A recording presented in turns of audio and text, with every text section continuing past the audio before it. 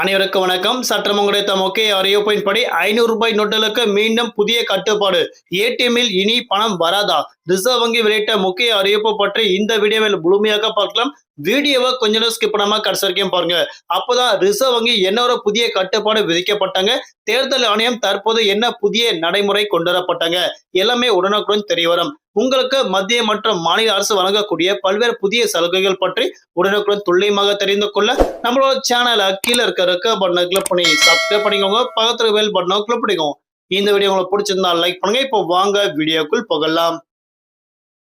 இப்போ ரீசெண்டா 2026ஆம் ஆண்டு சட்டமன்ற தேர்தலை முன்னிட்டு தேர்தல் ஆணையம் பல்வேறு விதிமுறைகள் விதிக்கப்பட்டாங்க.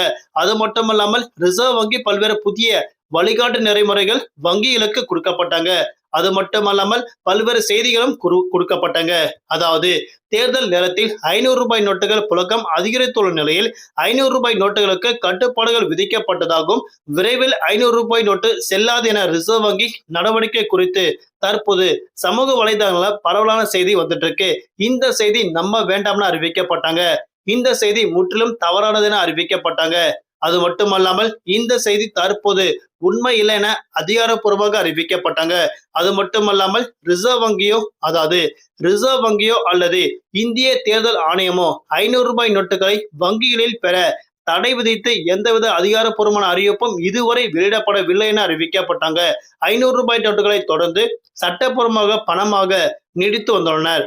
தேர்தல் நடத்தை விதிகள் அமலில் உள்ள போது வங்கிகளில் இருந்து வழக்கத்திற்கு மாறாக அதிகப்படியான ரொக்க பணம், குறிப்பாக 10 லட்சத்திற்கு மேல் பணம் எடுத்தாலோ அல்லது டெபாசிட் செய்தாலோ அது குறித்து விவரங்கள் வருமான வரித்துறையினருக்கு வங்கியில் தெரிவிக்கப்பட வேண்டும் என ஏற்கனவே நடைமுறையில் இந்த விதிகள் உள்ளது.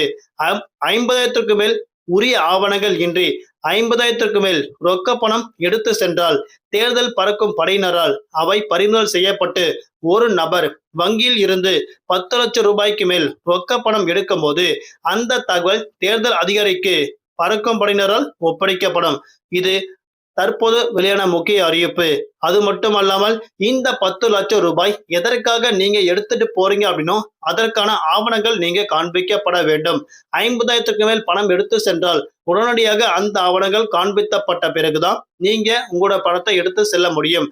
அப்படி ஆவணங்கள் இல்லை என்றால் அது தேர்தல் ஆணையம் கட்டுப்பாட்டிற்கு செல்ல உள்ளதாக அறிவிக்கப்பட்டாங்க.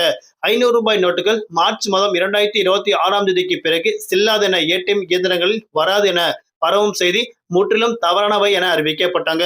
பொதுமக்கள் சொந்த தேவைக்காக, அதாவது திருமணம், மருத்துவம், தொழில் உள்ளிட்ட செலவுகளுக்காக 5 லட்சத்திற்கு மேல் பணம் எடுக்க தேவை இருந்தால் அதற்குரிய வங்கி ஆவணங்கள் அல்லது ஆதாரங்களை காண்பிக்கப்பட வேண்டும் என தற்போது அறிவிக்கப்பட்டாங்க. அப்படி காண்பித்தால் மட்டுமே உங்கள் பணம் உங்களிடம் பாதுகாப்பாக இருக்கப்பட வேண்டும் என அறிவிக்கப்பட்டாங்க.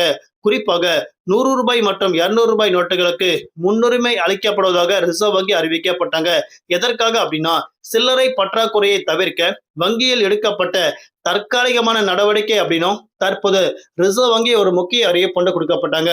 அதாவது இப்போ ரீசெண்டா ரிசர்வ் வங்கி அறிவிக்கப்பட்ட செய்தி என்னன்னா ரூ. 500 நோட்டுகள் இனிவரும் காலங்களில் கட்டாயம் செல்லுபடி ஆகும்.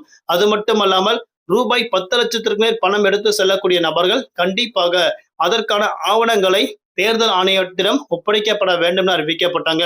குறிப்பாக 10 லட்சத்திற்கு மேல் பணம் எடுத்து செல்லக்கூடிய நபர்களோட விவரங்கள் தேர்தல் ஆணையம் கொடுக்கப்பட உள்ளதாக தற்போது முக்கிய அறிவிப்பு கொடுக்கப்பட்டனர். அது மட்டுமல்லாமல் 50,000க்கு மேல் பணம் எடுக்கக்கூடிய நபர்களாக இருந்தால் அதற்கான ஆவணங்கள் கண்டிப்பாக நீங்க காண்பிக்கப்பட வேண்டும் என தற்போது முக்கிய அறிவிப்பு கொடுக்கப்பட்டனர். நன்றி, வணக்கம்.